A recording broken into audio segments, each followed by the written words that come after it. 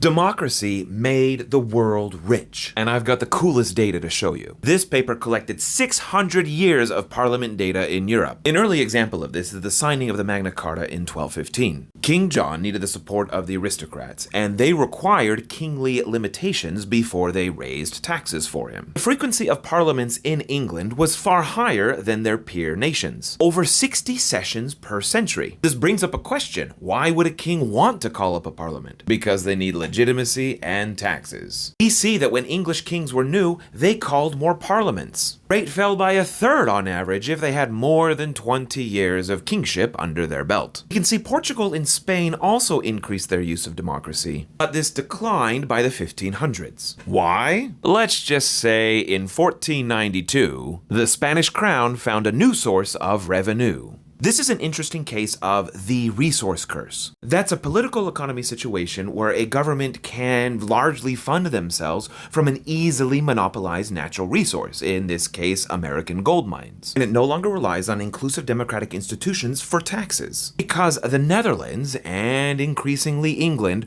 relied on parliaments for their tax revenues, they raised more revenues in the 16 and 1700s than their rivals. This gave them what we call state capacity. The ability of a government to provide needed public goods such as infrastructure, private property protection, and national defense. These were key for creating the conditions necessary for what became the British Industrial Revolution, which eventually enriched the world.